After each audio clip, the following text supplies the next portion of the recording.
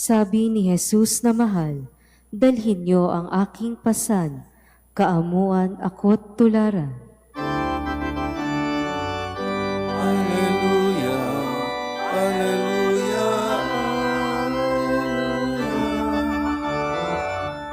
Alleluia, Alleluia,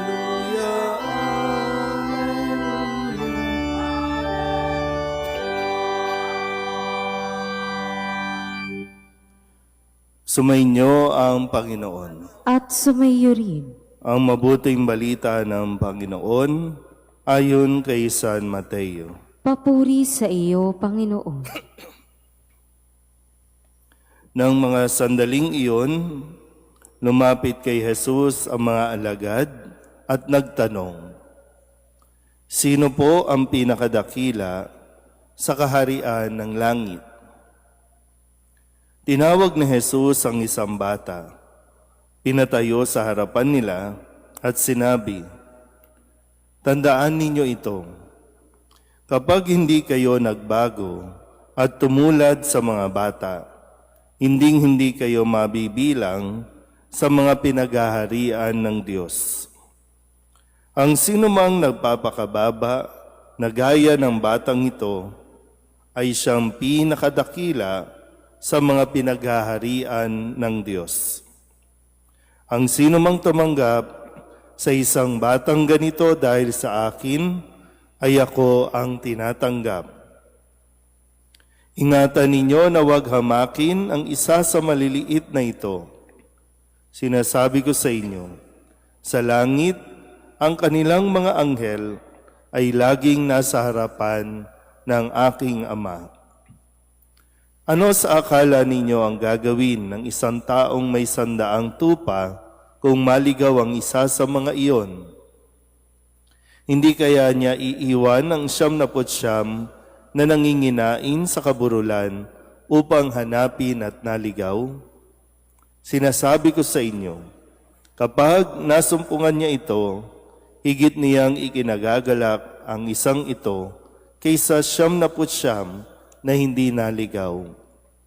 Hindi naman, hindi kalooban ng inyong amang nasa langit na mapahamak ang isa sa maliliit na ito.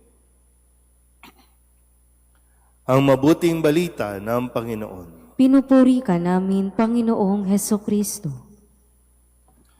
Isang magandang umaga po sa inyong lahat.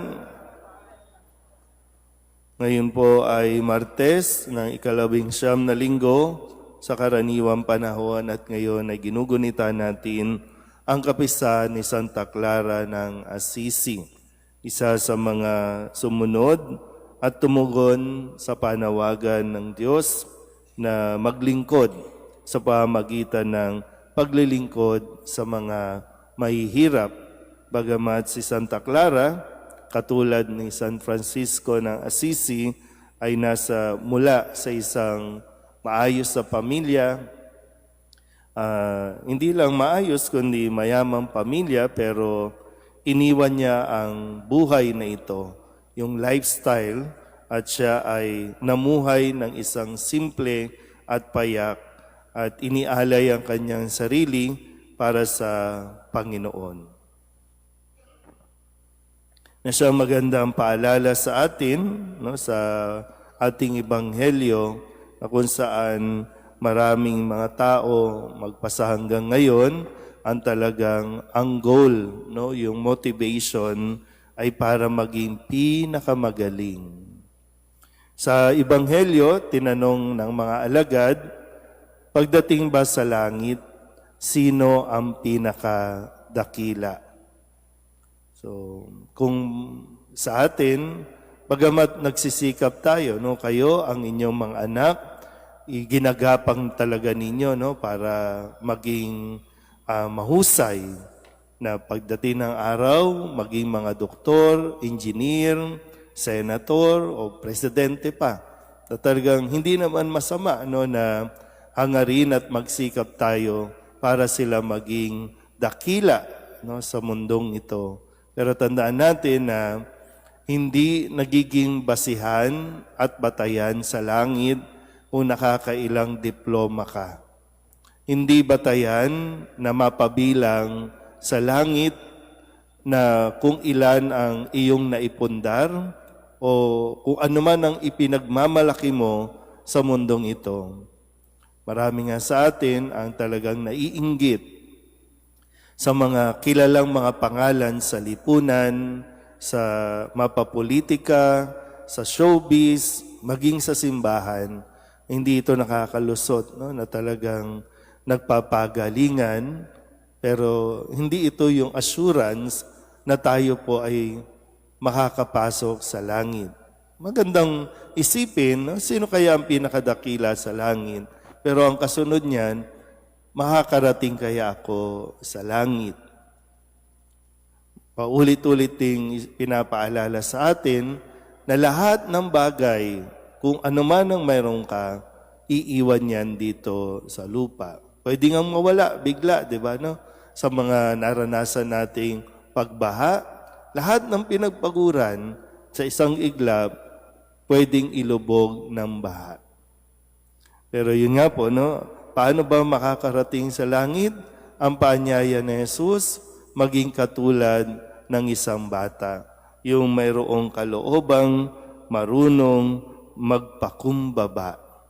Kasi yung tendency nga ng tao, habang umaangat siya, nagiging mataas din ang kanyang tingin sa sarili at natututong hamakin ang kanyang kapwa. Kaya yung panawagan sa atin, hindi masama na maging magaling tayo, pero wag nating kakalimutan na laging, yung paalalang, laging nakatapak sa lupa ang ating mga paa. Sa ganon, mas maunawaan natin na yung kalagayan ng ating kapwa, mas maintindihan natin yung pangangailangan natin na kahit na tayo ay nagiging magaling, kailangan pa rin natin ang Diyos.